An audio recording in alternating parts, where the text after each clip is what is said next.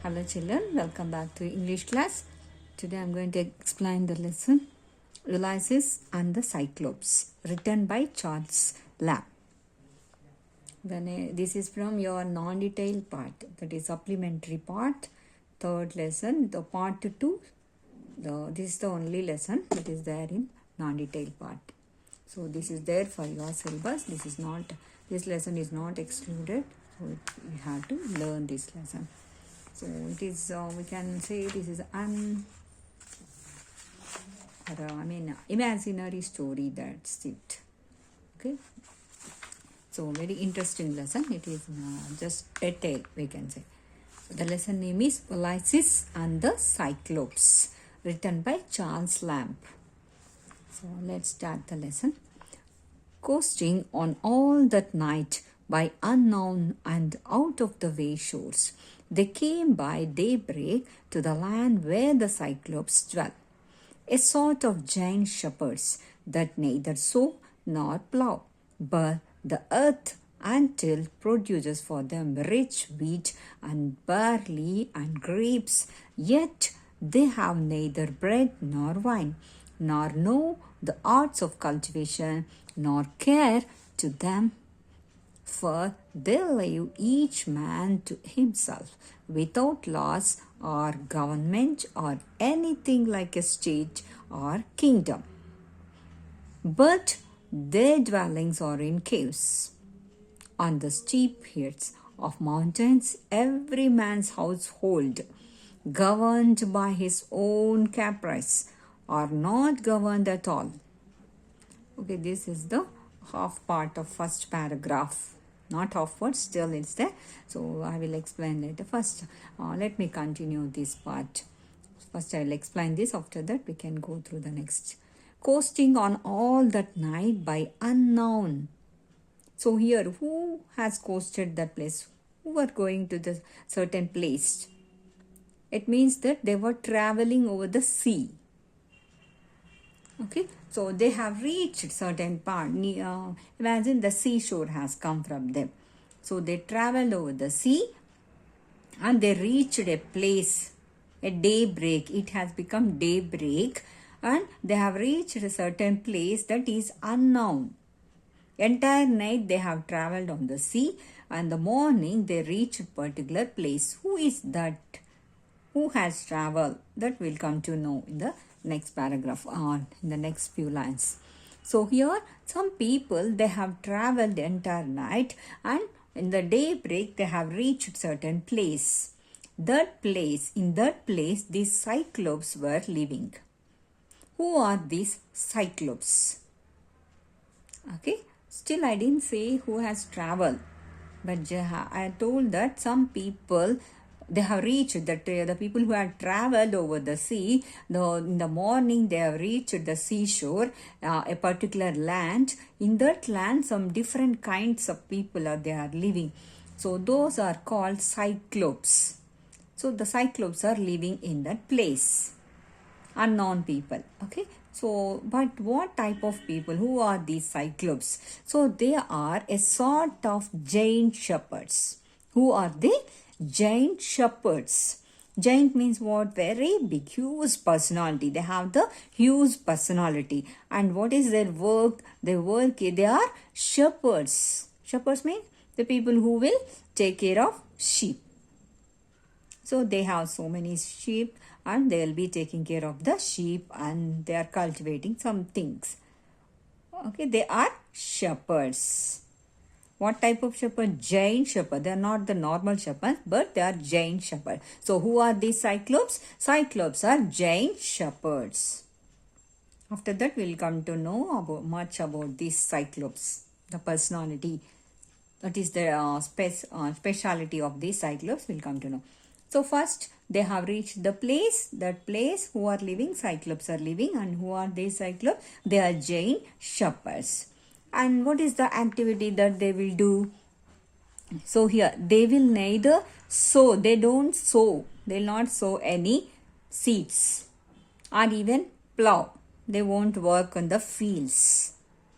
But the earth untilled produces for them rich wheat barley, and also grapes. Wheat, barley, grapes.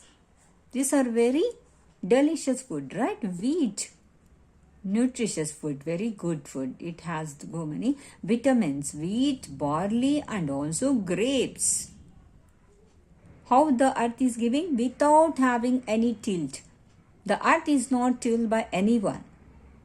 Naturally, it is producing wheat and barley and also grapes for Cyclops. Yet they have neither bread nor wine, nor know the arts of cultivation, nor care to know them, for they live each man to himself. So they are not taking care of each other. They don't know how to take care of themselves also. And they don't know how to cultivate the land, how to do the field work, how to produce the crops. You have to pour the water, we have to take care of the plants or the grow. So they don't know that and all.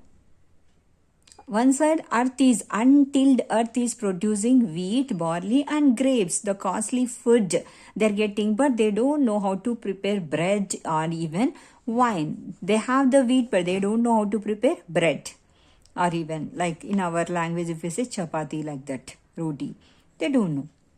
And even wine also. Grapes are there, but they don't know how to produce wine from the grapes. They don't know any art of cultivation, nor care to know them, nor for they live each man to himself, without laws or government or anything like a state or kingdom.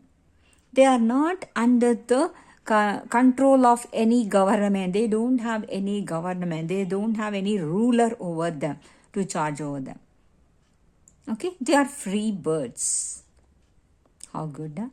Is it good? No, right? Someone should be there to control us. So it is like that. So they don't have any kingdom, any government, or anyone to take care to rule over them. But their dwellings are in caves on the steep heads of mountains. So where were they live? So they are living in the caves. So naturally, if we go near forest place or mountain area, so we can find the caves, right? Naturally made caves. No one has prepared that caves. No one has constructed or no one has built. So naturally they have been formed. So in that caves, these people, the Cyclops, were living. Where? On the topmost part of the mountains. In the mountain areas will be there. Every man's household governed by his own caprice. So how everything, whatever the building, whatever house is there, so only that person will be taking care of that cave. No one was there. One person will be having entire cave. So he will be living in that cave and sheep, and he has the authority over his sheep or everything. Not governed at all. No one is there to take care of them. No one was there to rule over them. He himself will be the owner of his cave. And even ships or boats, they have none, no trade or commerce or wish to visit other shores. Ships, boats, they have none. So they don't know how to do business and all. How even they don't have idea. They don't have wish to go to visit another seashore and or another land or another city or another country. They don't have wish at all. They don't have desire to go to other place to visit other seashores. So they are restricted to that place. They themselves are restricted to that place. They don't have wish or they don't have desire to go and visit other places that are there in the earth. Yet they have convenient places for harbors and for shipping. So much of place is there which is convenient to place the ship, harbors work and all. We can do that. But they are not. Here Ulysses. Now the people, I don't know who has come to that place where the Cyclops are living. Those people, that is Ulysses. Okay, yeah. Ulysses with a chosen party of 12 followers. Underline this statement. So now who had come to Cyclops' dwelling place? So Ulysses, along with his 12 followers. Ulysses and his 12 followers. So they have come here. Unknowingly they came. So they landed, underline this, listen here carefully. They landed the Cyclops pair. Why did they come? To explore what sort of man dwelt there. Underline this. To explore means they wanted to know what is there. They wanted to find what is there in that land, who are living in that land. So they wanted to know much about that land. See here. What sort of man dwelt there? Means what type of people are dwelling there? Means staying there or living there. Whether hospitable or friendly to strangers.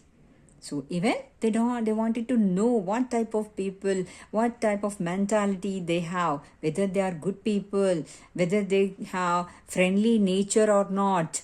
If we go to their house, will they show any hospitality or not? So they wanted to know that and all. So whether they will accept the strangers to enter into their houses or not. So that is the intention to go to that place. Are altogether wild and savage, for as yet no dwellers appeared in sight. So here, but they went, so whether it is cultivated land or rudely fashioned land, so altogether they wanted to know.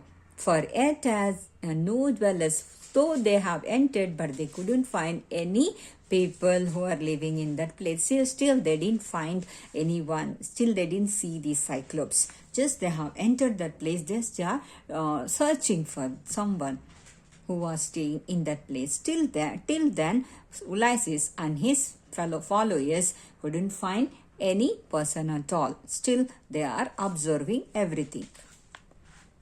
Next, what happened after that? Okay, why did Ulysses and his followers went to that Cyclops place? To explore what sort of men dwell there, whether they are hospitable or friendly to strangers, or altogether wild and savage. What is this savage means? So they are not cultivated at all. Means not civilized. There are no manners at all. So such type of, like imagine forest area, uncivilized, uncultivated. So the first sign of habitation which they came to was a giant's cave, rudely fashioned. So as they entered the place, first thing they found in that land is a cave. What did they find? Rudely fashioned cave. Means just naturally it has been made up of. They have not furnished house. It is not a furnished house, or it is not a constructed house. Naturally, just rudely. If you go to picnic, or so if you want to put a tent there, will you prepare a beautiful tent there? Will you construct a beautiful place there? So just naturally, whatever the things that are available there, so you will try to make a tent, a rudely fashioned tent. Even these people also, they made a giant's cave, rudely fashioned, naturally fashioned. They have not, it is not a neat thing that has been made, but of a size which betokened the vast proportions of its owner. So they came to know that place, the size of the cave is very big. Giant's cave. They came to understand that that was a giant's cave, because the size of the cave is that much, very huge. And also, betoken means what? Indicates, it shows. The vast means so much, right? Vast proportions of its owner. So because of the size of the cave, they came to understand, okay, in this house, very